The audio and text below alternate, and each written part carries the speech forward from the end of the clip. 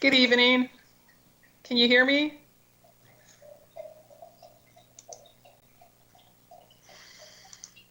My speaker.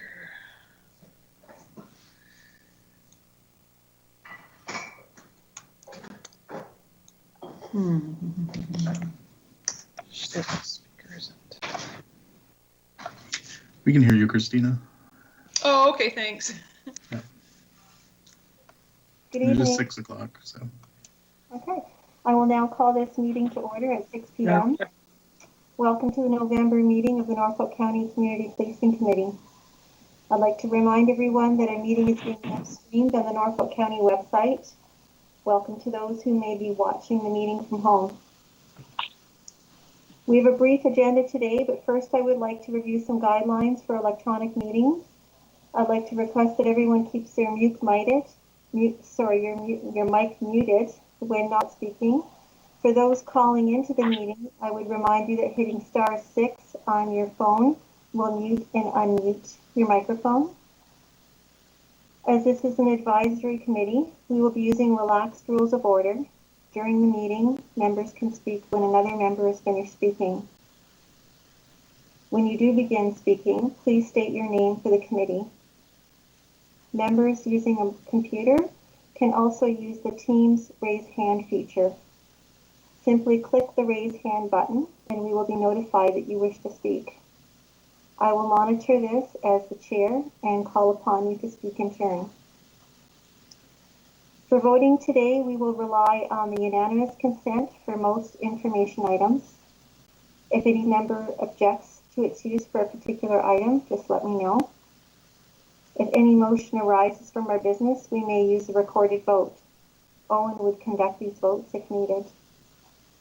First, I'd like to mention that Monica Bratley, Marnie Clucky, and Brenda Paraki have sent their regrets and will not be in attendance this evening. I'd like to take a roll call. Please say here when I call your name. Joshua Lightheart. Here. Rita Culver. Here. Justin Corner. Here. Jean Montgomery.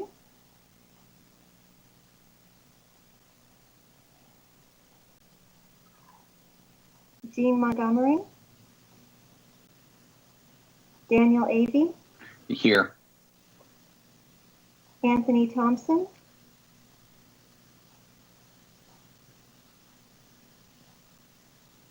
Anthony Thompson. Reginald Vandenberg. Here. David Kerr. Here. David's here. Thank you. So we do have 7 members, so we can continue on with the meeting.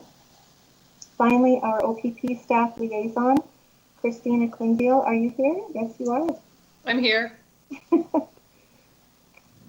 Is there anyone else in attendance this evening? Okay.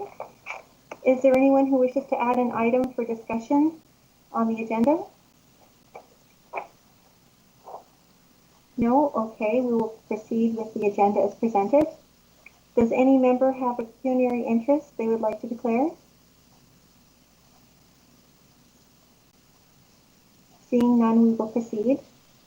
We have no presentations today. We also have no communication items. For our members, just to let you know, any possible presentation or communication items can be forwarded to Owen Jaggard for possible inclusion on a future agenda. Item number 6 is the September 24th, 2020 minutes. Has anyone noted any errors or omissions from these minutes?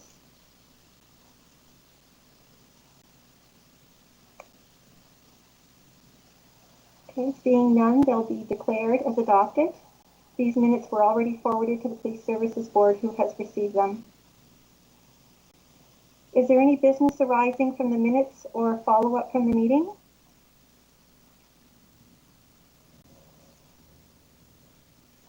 Seeing none, we will proceed. First, we have the Norfolk County OPP report, OPP Staff Sergeant Christina Klingbeil. I will note to the committee that Staff Sergeant Klingbeil distributed statistics reports for the meeting. Hopefully everyone's had a chance to review them. Staff Sergeant Christina Klingbeil, the floor is yours. Hey, good evening, everyone. So we'll go through it. I'm not sure if everyone has the copy of this report here. So if we go to the second page here where it has the domestics there, you can see at the bottom of the page with the domestics, there's been a rise in numbers from 2019 to 2020. And a bit of that does have to do with what's been going on with COVID, unfortunately. And if we go to the next page where it's the Mental Health Act, we also have a bit of a rise in numbers from 2019 to 2020. We're not as high as 2017, but COVID's also been influencing that. The break and enters, that's declined from 2019 from 231 to 183, so that's a good sign there. And same on the next sheet with the mischiefs, there's been a decline from 334 in 2019 to 287. For the theft from motor vehicles, that's gone up from 170 last year to 231. And we're getting education out to the public there from a lot of the media releases from Constable Ed Sanchuk, just for people to really lock their vehicles up. So a lot of these thefts are from unlocked vehicles.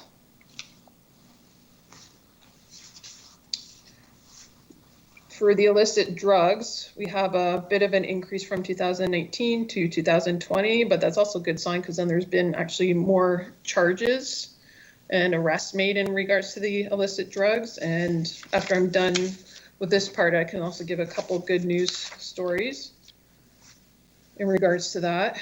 For the focus patrols, we still have ongoing patrols all over Norfolk County in the different downtown cores and just in general to COVID-19 and a lot of educating the public in the patrols.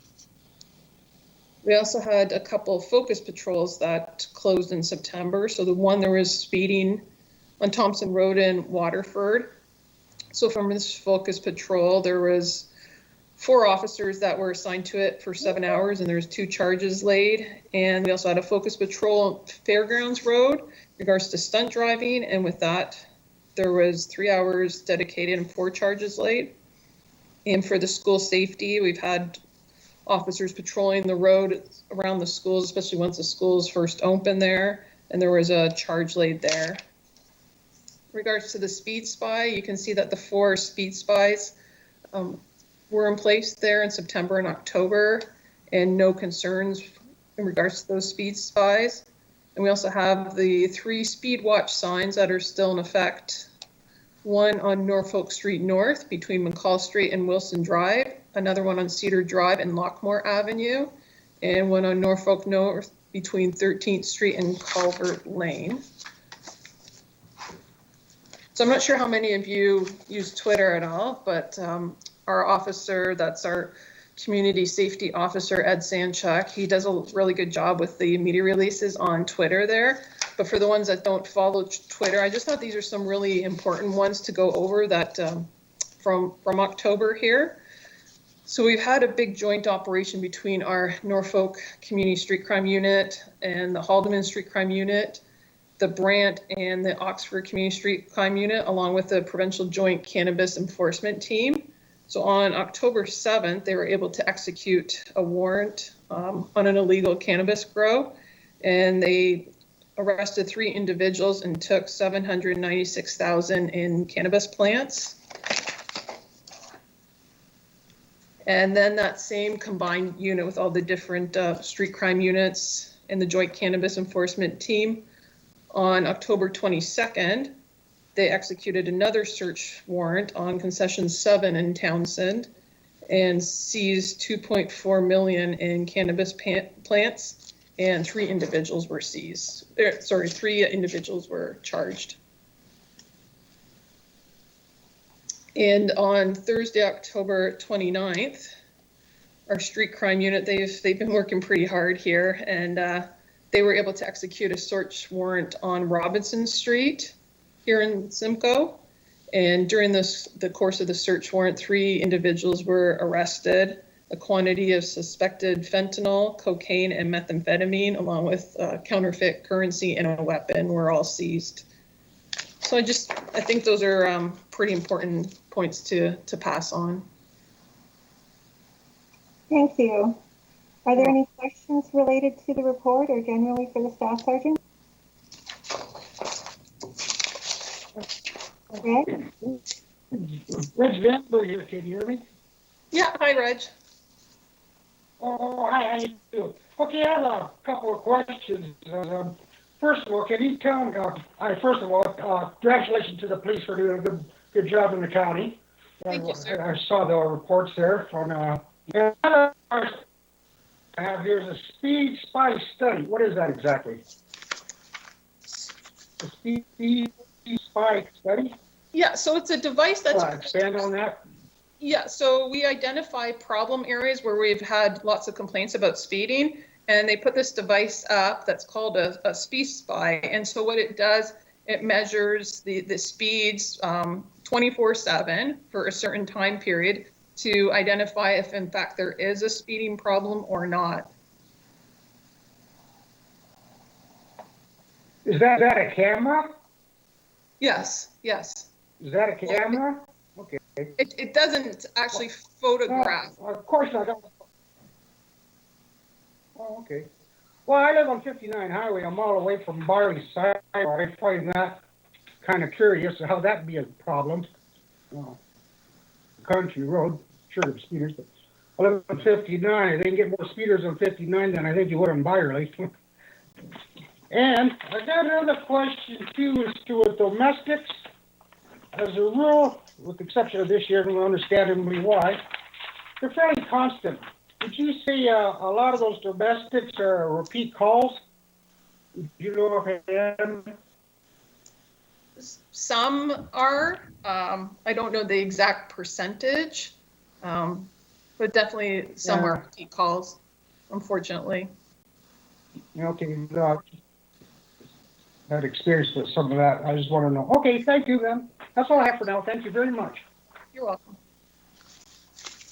Are there any other questions?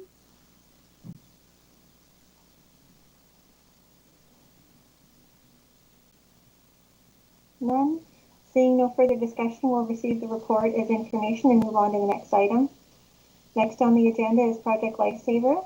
I have been in touch with Heather King. Actually, she's away and I'm waiting for someone to get back to me about the library to see if they're able to help with the bracelets and changing batteries every month and enrolling new clients. So I want to thank Dan Avey for sending that information forward, and still working on trying to make a connection there. Are there any questions on Project Lifesaver? No questions? At this current time, we do not have an update on the Memorandum of Understanding for the program. So seeing no questions, we'll just proceed. Now, it was noted in the last meeting that committee initiatives would be discussed at this meeting. We've provided an example of the business plan. Included in our agenda is the 2019 Norfolk County Community Policing Chairs and the Port Dover business plans. Are there any suggestions from the committee to incorporate them into a 2021 business plan at this time?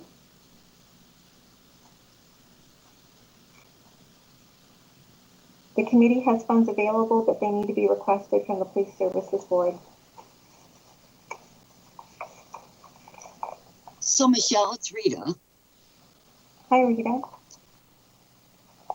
So since I'm kind of new to the committee, and so reading our mandate and our mission as the Police Community Service Board, just what are the goals? So I noticed the goals from last year. So I guess I need a better understanding of just what this committee does. So when I look at one of their goals I don't see any actionable item on it. So let's say enhance the quality of life within the community. So we as a committee, what is our avenue to do that? I think that the best way to answer that is this committee looks at the statistics from the OPP, and we look at the areas where there's an increase in any type of crime or risk area, and we provide some type of program in the community to support that and help to increase the education in the community, or in some way, shape, or form support the OPP on the issues of concern that they have that seem to be escalating. The staff sergeant had said that domestics, mental health, and theft of motor vehicles seem to be increased. So I'll just go through a few of the initiatives that we've used in the past to address the theft of motor vehicles. We do have a Lock It or Lose It program that we can talk about. The Lock It or Lose It program is usually done with an officer. Does Staff Sergeant Klingbeil, does the OPP still have an officer work with a committee when they're doing something like this in town? Or?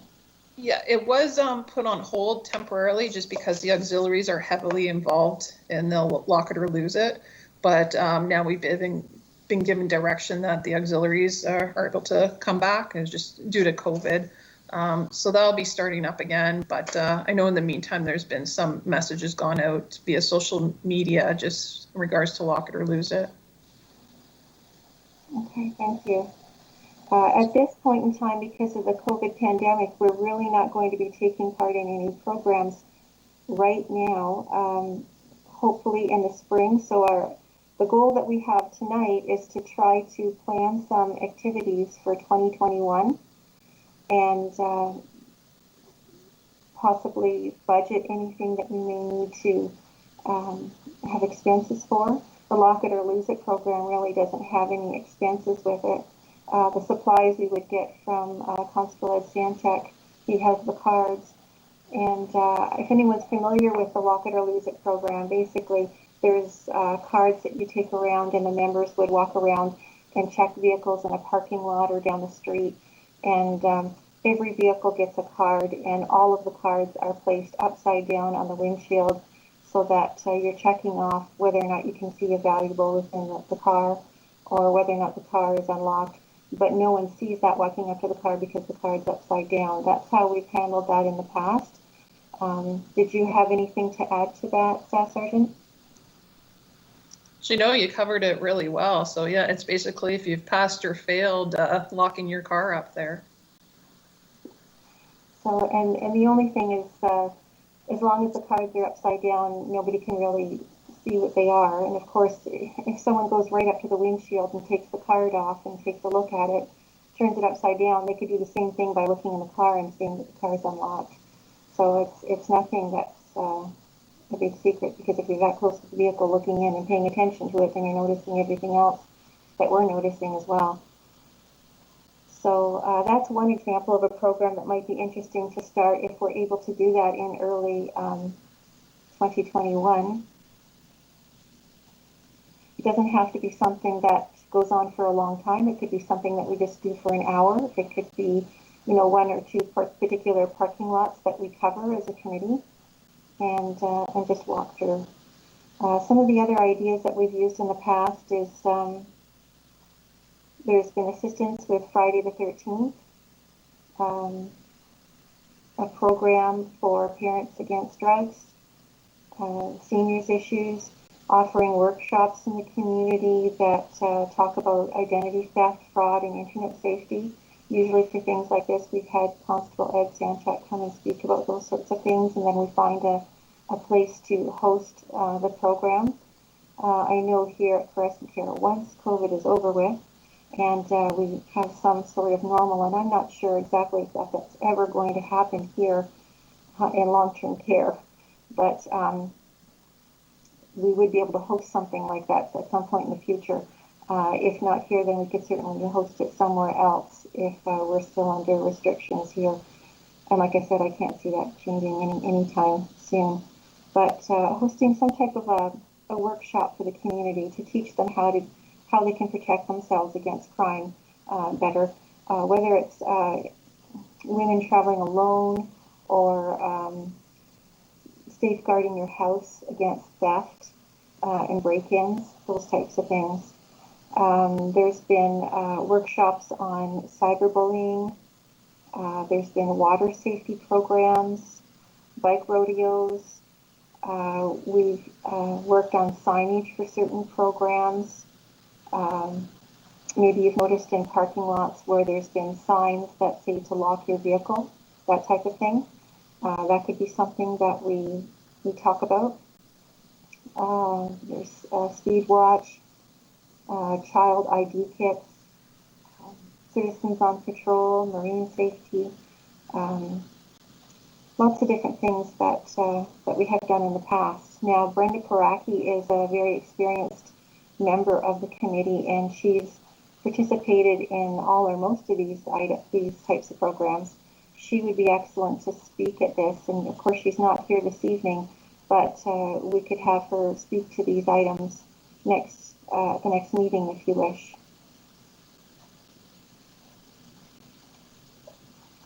Any other questions or comments? It's Jean Montgomery here. Am I on audio?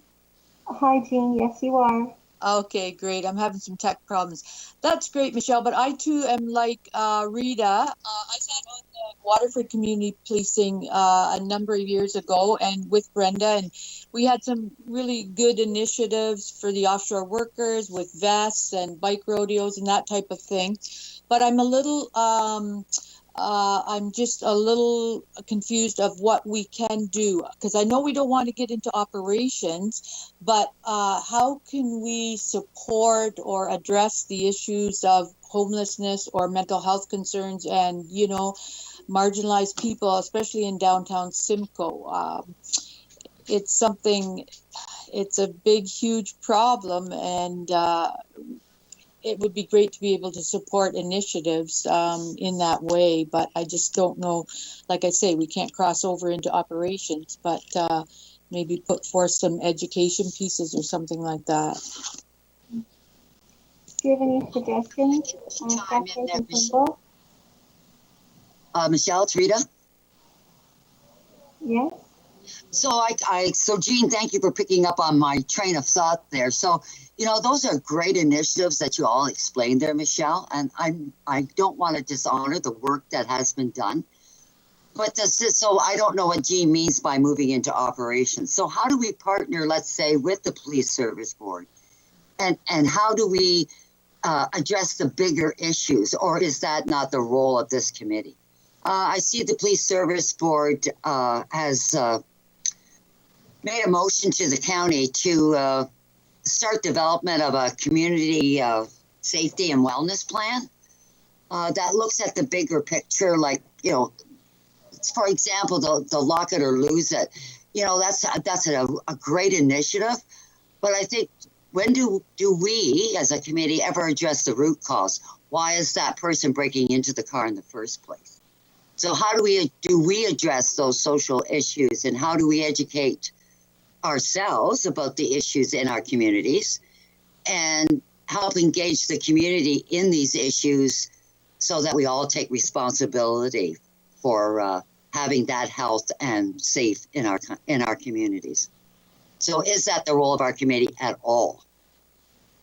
Well, the role of this committee in the past has always been to support the OPP in addressing whatever type of risk that seems to be escalated, and having some type of a community awareness program of some sort to educate and help prevent these types of things.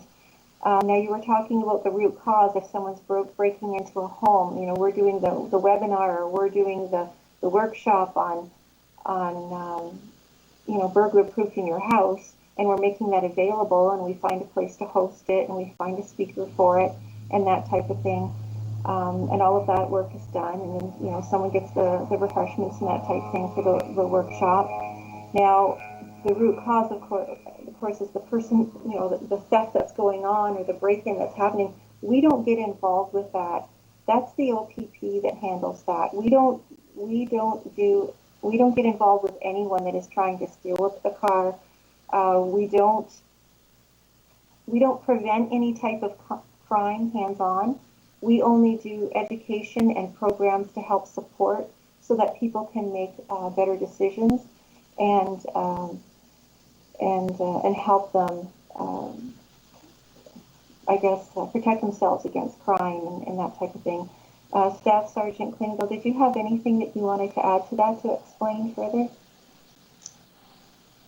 I just thought I mentioned too how the homelessness was brought up. So we, as the police, agree that homelessness is an issue in the county. And but a lot of that help has to come from more of the social agencies. I know we've made different suggestions to different agencies that, you know, we do need rooms here because unfortunately, you know, there are people out on the street. And, you know, I wish I had a solution to that, but it has to be more from those agencies stepping up and having more rooms available.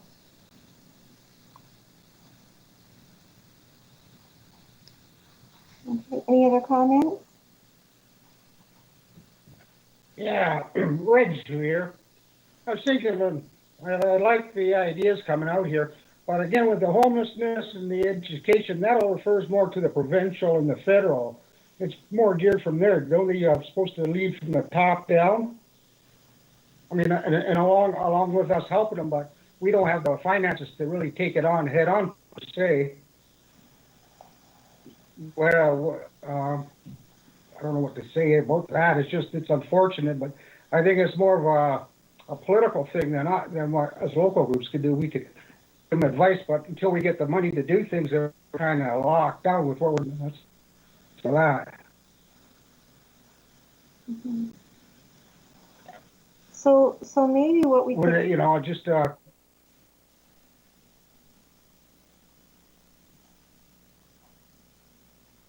so maybe what we could do is I didn't hear you.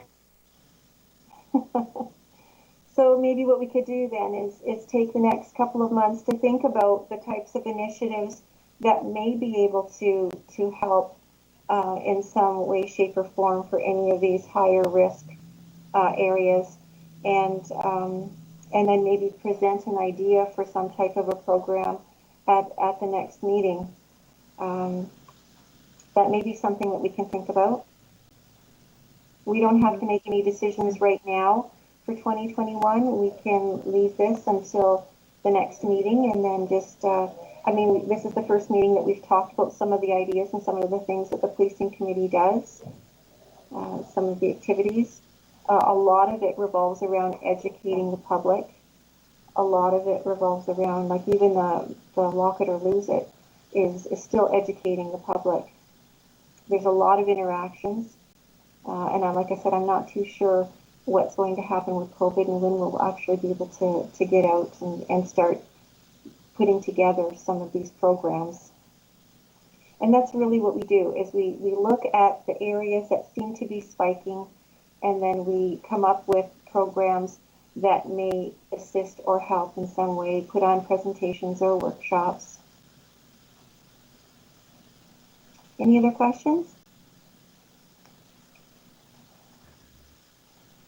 Okay, if anyone... Actually, Michelle, Dan Avey here. I have a question. Hi, Dan. So I'm a youth worker, and I was just wondering if there was any youth stats that we could get with the OPP for on these type of issues for educational and for training and stuff like this, because you know we see the whole picture here, but I was just wondering within the youth dynamic if there was anything there, just as a question. And what specific were you sort of looking for the youth? Was it each sort of crime too, or? Yeah, I think if we because kids are they into the illicit drugs? Are we missing an opportunity there where how many kids are being are handling that stuff, where are our youth, right? Like, are they doing the break and enters into the cars? Is it youth, or is it adults, or is it young adults? How are they tied? And I think that would give a different picture of.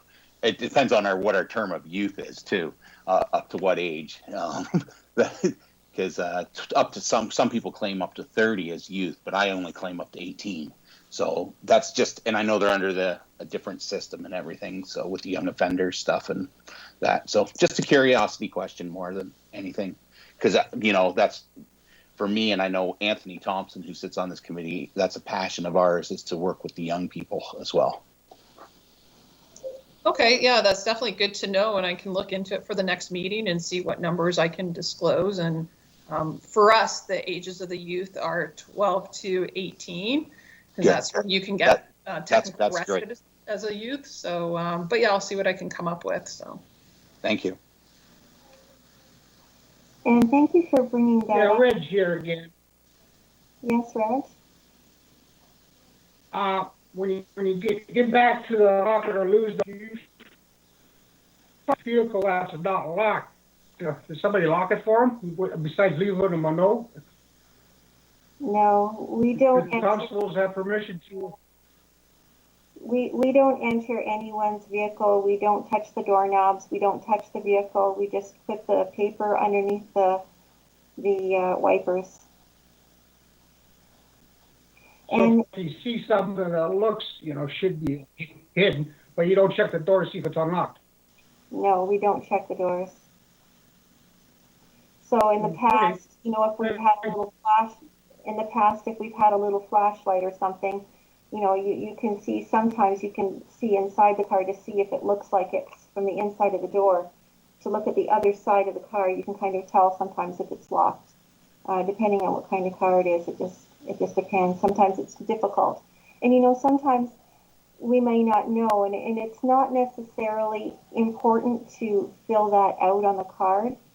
Really what's important is to leave the card on the car, because the owner of the car is going to come back and they're going to look at the card and they're going to look through the list and see what's been left on their windshield.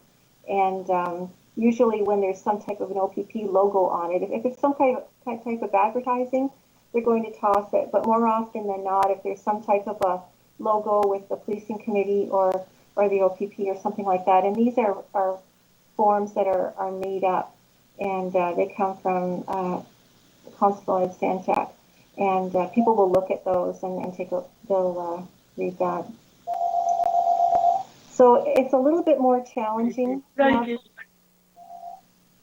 It's a little bit more challenging now that form this new committee, because in the past we've had 2 layers of committees. There were each individual area, for example, Cortland, Delhi, Simcoe, Waterford, they all had their own policing committees, and they did all the footwork for all of these programs. And then, of course, above that was the chairs committee that basically met as a group, and they made the decisions and discussed the initiatives that their own individual groups were going to have. So what's happened is this has all been combined into one now.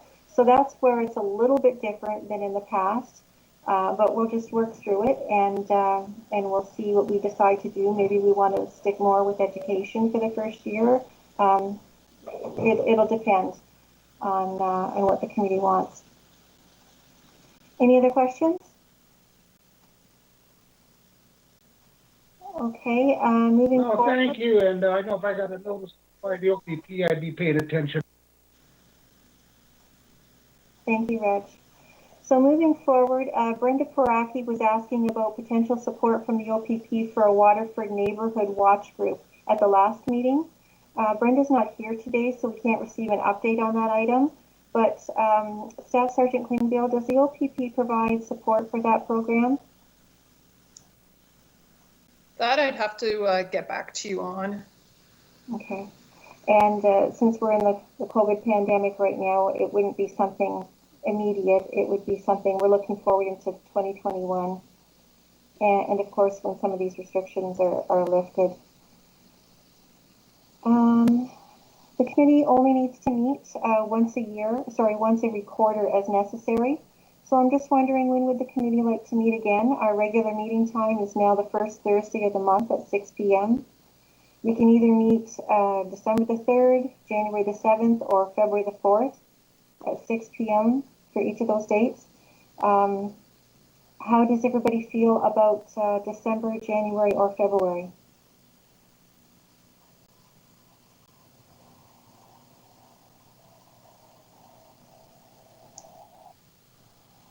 Michelle, unfortunately, December 3rd, I can't read it. January, February. Okay. Do January or February because Christmas is coming around, and even though we can't supposed to be visiting, but it's gonna be pretty hectic in December. So probably make it end of January, 1st of February. Okay. What about February the 4th?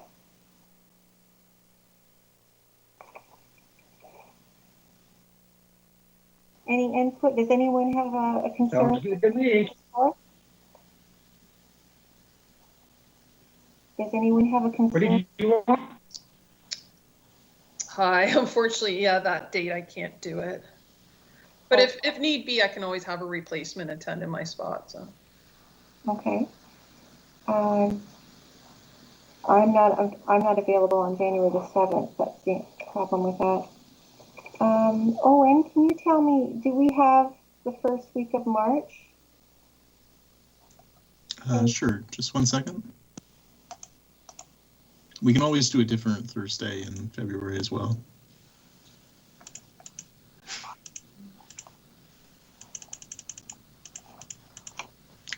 So it would be the 4th of March. Or we could do the 11th of February. Would the 11th of February work for everyone? Yeah, I think that'd be better because you start to stretch it out a little too far in March.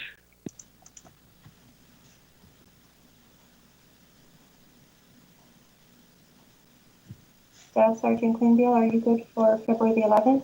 I'm all good. You are? Is there anyone that is not available? Okay, we'll make it February the 11th at 6 p.m. Thank you, everyone. We've reached the end of our agenda, and we'll now adjourn at 6:37 p.m. with unanimous consent. Thank you, everyone, and thank you. Good night, everyone. It's Thank Jean. you. Good Have a night. great evening. Good night. Take care, everybody. Stay healthy. Thanks, everyone.